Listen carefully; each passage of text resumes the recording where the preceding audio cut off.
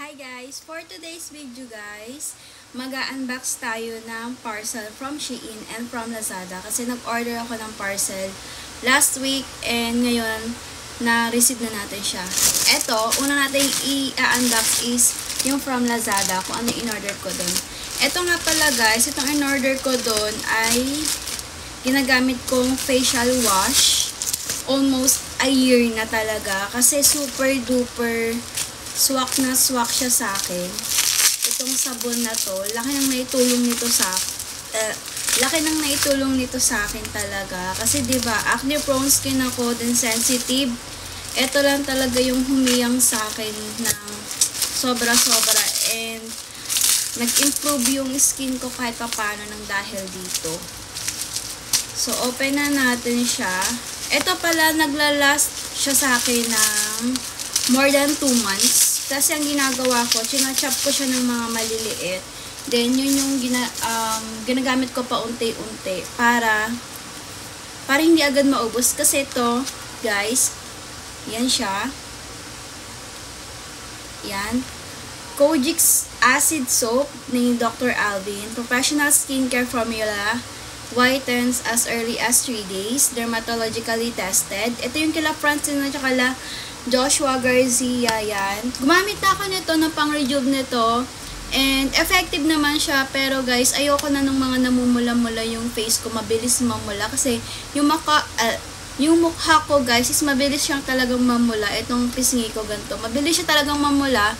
Kahit pagka nararamdaman ko yung init, yung heat, namumula talaga tong mukha ko. Kaya tinigil ko na rin yung rejuve kasi parang mas basta ayoko na ng glass skin. Gusto ko na ng parang natural na skin texture lang. And eto, super affordable nito. 60 plus ko lang siya nabili and free shipping na siya. Malaki siya guys. Ilang gram nga to? Kalimutan ko na. Basta ito yung pinakamalaking grams nila. Ito yan. Chinachop ko lang siya ng ganyan pag naubusan ako. And naglala siya sa akin ng more than 2 months and super tipid. Kesa bibili ako sa mga Watson ng mga pang facial wash na pang acne prone skin. Bali binibili ko na lang sa Watson is yung toner na Lux Organics. Yun na lang ginagamit ko kasi super ganda i-pair. And hindi talaga dumadami yung acne ko. Nalilesen naman siya kahit paano. And meron silang freebies. Shampoo. Ito, hindi ko alam kung ano to, pero madalas ako nakakuha ng ganito sa kanila pag umu-order ako ng sabon na to. Ito guys, hindi lang to sa mukha, pwede to sa katawan, pero sa mukha ko lang siya ginagamit. Iba yung ginagamit kong sabon para sa katawan. So, let's go. And ito na yung pangalawang parcel from Shein. Itong binili ko guys. Ano siya? Tawag dito. Binili ko to guys para sa birthday ko. Para sa travel ko sa birthday ko, bumili talaga ako. Syempre, birthday ko yun. Bakit hindi? Ganun. Ito yung binili ko. Yan. Lagi silang may paganto. Pagka bumibili ako sa Shein. Ganito. Then, ito yung mga binili ko. Ano siya? 5 items yung binili ko. 5 items. Yung first is itong nipple tape. Kasi mas mura nung nagtingin ako, mas mura sa Shein. Kaya sa Shein ako nag-order, hindi na sa Lazada.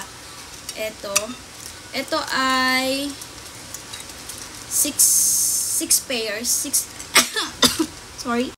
Wait. Ito ay 6 pairs guys. Ito yung ganito lang yung madalas kong ginagamit na nipple tape. And naubusan na ako ng nipple tape and super laki din ng help nito sa akin. Lalo na 'di ba kung hindi naman ganun kalaki yung hinaharap mo. Swak na swak to and also mas nakakahinga ng maayos ang babae. Ako para sa akin, mas nakakahinga ako ng maayos pag ito yung ginagamit ko and hindi ako nagkakaroon ng mark sa gilid kasi nagkakaroon ako ng nangingitim yung ganto ko sa bra. And hindi rin ako makahinga ng maayos pag nakabra ko. Kaya eto, super duper napaka-convenient ito sa mga girls. Next, hindi ko sa Shein kaya gusto kong bumili sa Shein ng mga swimsuit kasi meron silang mga XS and XS lang talaga yung kasya sa akin. Pag small, medyo maluwag na siya. Ito, XS to. Pero feel ko parang medyo malaki na rin. Pero nakalagay dito is XS.